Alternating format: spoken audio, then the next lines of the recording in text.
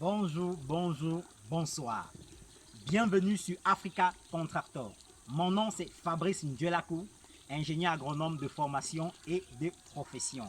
Alors, sur cette chaîne, nous parlons d'agriculture, d'élevage, d'agroalimentaire et beaucoup d'idées business qui concernent l'agro-pastoral. Alors, si tu es nouveau sur cette chaîne, tu as deux choses importantes à faire. La première, abonne-toi, active la cloche de notification pour ne rater aucune de nos vidéos business. Et la deuxième, partage au maximum cette vidéo dans tes différents groupes WhatsApp, Facebook, Instagram, LinkedIn, Twitter et Telegram et j'en passe. Installe-toi confortablement. Ce matin, nous allons te parler d'une thématique hyper, méga, giga, terra, octet, terra importante pour nous. Alors, vous savez, en fait, quand vous faites des investissements, j'y arrive, il est important d'avoir un minimum de sécurité. Parce que, je peux me tromper, mais je crois bien pour toute personne qui mène un investissement, il est clair que cette personne attend un retour sur investissement. Ou alors, il est clair que cette personne, à la fin du cycle de son business, veut voir les bénéfices qu'ont généré le dit business dans lequel il a investi de l'argent. Bon, pour ceux qui ont vu nos vidéos précédentes sur la pisciculture, où on vous parlait de nos étangs piscicoles où dans 2 semaines on devait pêcher, et par la suite on a réellement fait la pêche. Pour ceux qui ont vu la vidéo intitulée Jour de pêche chez Africa Contractor. Aujourd'hui, on est en train de réhabiliter un nouveau site en étang piscicole et on a décidé de vous parler de cette thématique, la sécurité en pisciculture.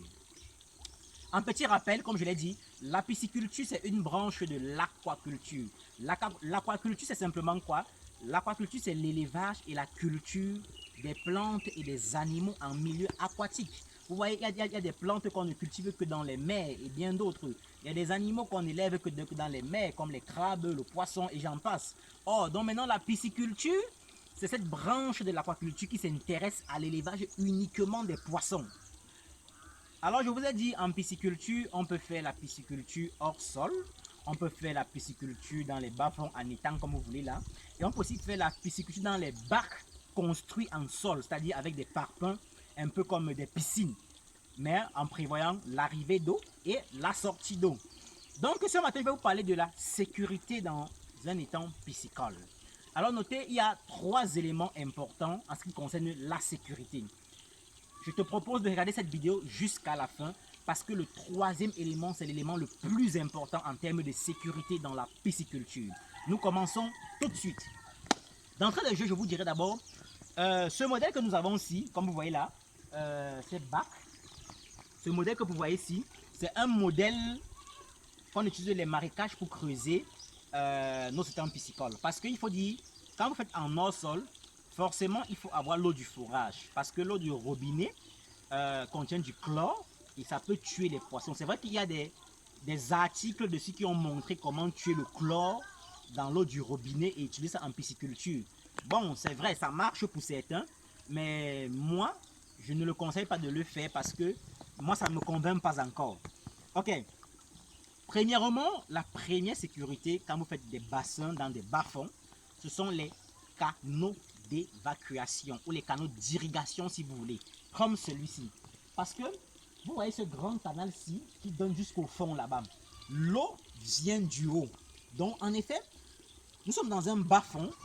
Chez nous au Cameroun, c'est ce qu'on appelle les marécages. Donc tous ceux qui habitent là-bas au-dessus de la colline, quand il pleut, ils ont construit des rigoles, des canaux pour canaliser l'eau devant leur maison. Donc l'eau de pluie là, quand il pleut, ça descend dans les bas-fonds.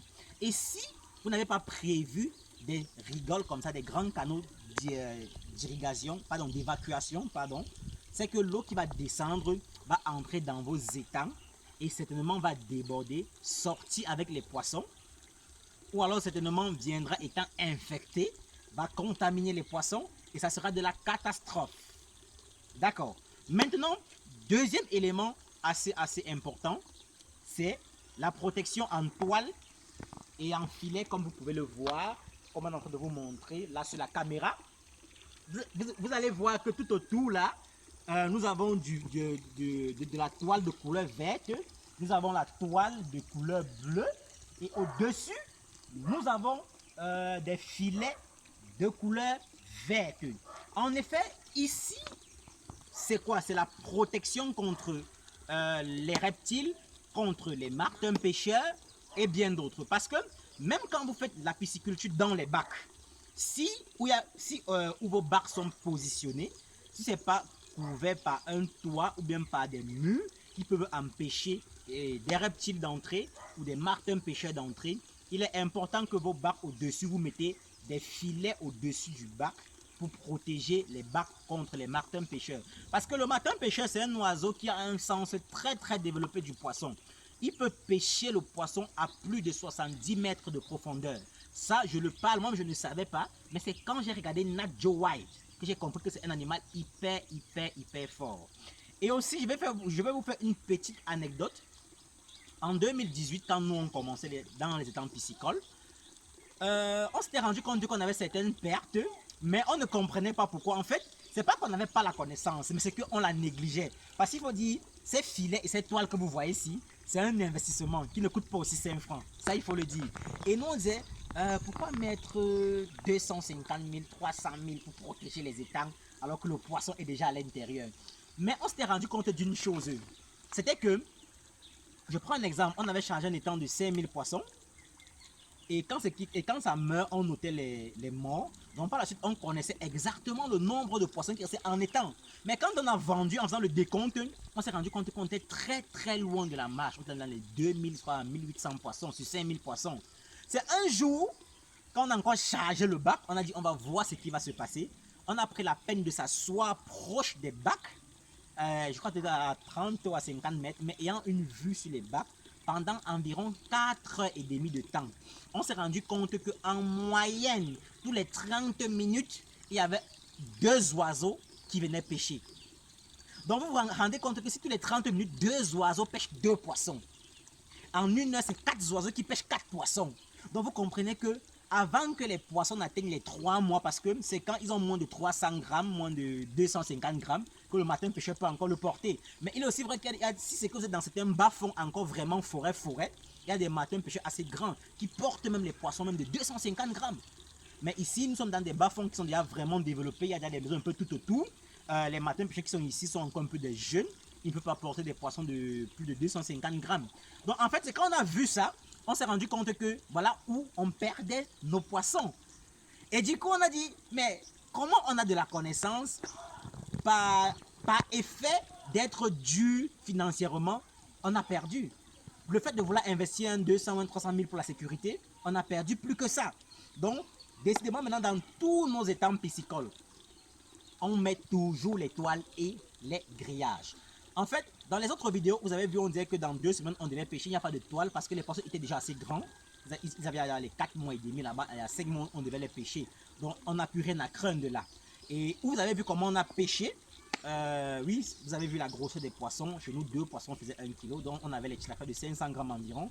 On avait les poissons silures qui faisaient 1 kg. Donc, en fait, c'est du secret professionnel qu'on va vous donner dans toutes nos formations en pisciculture. Et si vous souscrivez également à une formation sur la pisciculture chez nous. Alors maintenant, troisième élément, le plus important, c'est l'arrivée en eau et c'est la sortie en eau. Alors, vous allez voir ici, nos bacs sont approvisionnés et chaque bac est indépendant de l'autre. Évitez d'approvisionner souvent vos étangs piscicoles en série. C'est-à-dire, on met un tuyau qui ravitaille l'autre bac, quand c'est plein, ça reste là-bas. Non, c'est pas un très bon système. Et à ce système, et à cette vitesse-là aussi, l'eau ne s'oxygène pas rapidement et très bien. Or, ici, s'il y a un problème, je ferme juste la vanne et je peux dépanner sans que les autres ne soient coupés de l'eau. Vous voyez un peu? Et c'est un système d'approvisionnement assez contrôlé et très innovant. Je vous le conseille vivement dans vos étangs piscicoles. Maintenant, là-bas que vous voyez là, c'est la sortie des eaux. Puisque souvent, en saison pluvieuse, le sol est tellement humide et c'est que l'eau et le sol pompe assez d'eau. Donc du coup, parfois, l'eau qui arrive dans l'étang arrive avec un fort débit. Et parfois, ça déborde le niveau de profondeur ou alors le niveau d'eau de l'étang. Et parfois, si vous n'avez pas prévu l'évacuation comme là-bas, l'étang va déborder et le courant de l'eau risque d'emmener les poissons, puisque notons que peut-être encore les silules, eux, ils ne suivent pas le courant d'eau, mais les carpes et les tilapias, eux, ils suivent le courant de l'eau. Même quand ils sont grands, quand l'eau coule, et ils vont s'aimer avec l'eau. Donc vous allez perdre beaucoup de poissons. Donc il est important que quand l'eau déborde, il y a le tuyau là, il entre à l'intérieur et c'est comme ça qu'il ressort. Donc on n'a pas de surplus d'eau dans les étangs. Donc voilà les quelques éléments dont je voulais partager avec vous en ce qui concerne la sécurité en pisciculture, que ce soit en pisciculture hors sol, que ce soit en pisciculture en étang.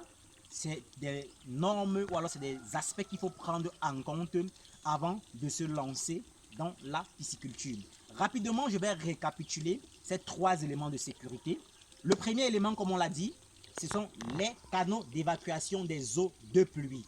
Le deuxième élément, ce sont les toiles et les filets pour protéger contre les reptiles et les martins pêcheurs.